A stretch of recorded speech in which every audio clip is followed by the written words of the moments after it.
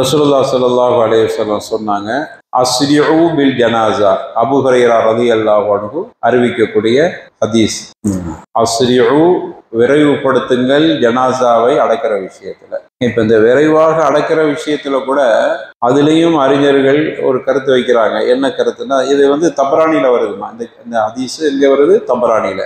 என்ன கருத்து வைக்கிறாங்கன்னா, ஜனாசாவை குளிப்பாட்டிய பிறகு தூக்கிட்டு போறாங்க பார்த்தீங்களா, அப்போ விரைவாக தூக்கிட்டு போறது அப்படின்னு தான் புரிஞ்சுக்கிற முடியும் அப்படிங்கிறாங்க. ஆனா அது மட்டும் இல்லை, பொதுவாகவே மூத்தா போயிட்டாங்கன்னா நம்ம கால தாமதம் பண்ணாம இருக்கணுங்கிறது எல்லா அறிஞர்களும் அதை இத்திஃபாக்குன்னு சொல்லியிருக்கிறாங்க. அப்போ நீங்க மூத்தா மையத்தை வேகமாக விரைந்து அடக்குங்கள்னு சொல்லக்கூடிய அபூ ஹுரைரா ரலியல்லாஹு அன்ஹு அவங்க அறிவிக்கக்கூடிய இந்த ஹதீஸ் தபரானில வருகிறது.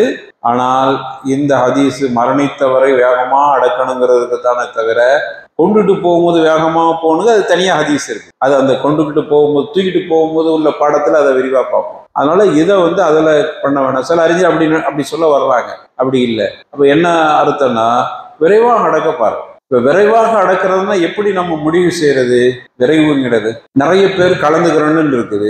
மகன் இருக்கிறார், அவர் அவன் பாப்பாவுக்கு தொலை வச்சு துவா செஞ்சு அடக்கணும்னு ஆசைப்படுறார். கொஞ்சம் தூரத்திலிருந்து வர வேண்டி இருக்குது. அதுக்கு வாய்ப்பு கொடுக்கணும். அப்போ அவர் சென்னையில் இருக்கிறார், வர்றார்.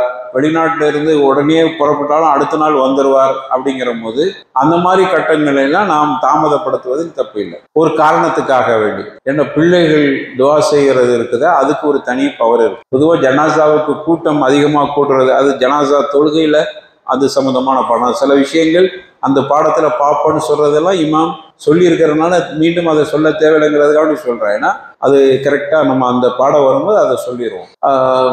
நிறைய பேர் தொழுகையில கலந்து கொள்ளணும் அப்படிங்கிறதுக்கு உண்டான ஹதீஸுகள் இருக்குது.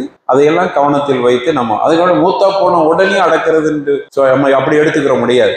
வரணும், ஒரு 50 பேராவது, ஒரு 100 பேராவது கலந்து கொள்ளும் போது சிறப்பு இருக்குது. 40 பேர் கலந்துக்கிட்டு அதுக்கு ஒரு தனி சிறப்பு இருக்குது. அப்போ 40 பேர் கலந்து கொள்ற அளவுக்கு உண்டான குறைஞ்சபட்ச அவகாசமாவது நம்ம கொடுக்கத்தான் செய்யும்.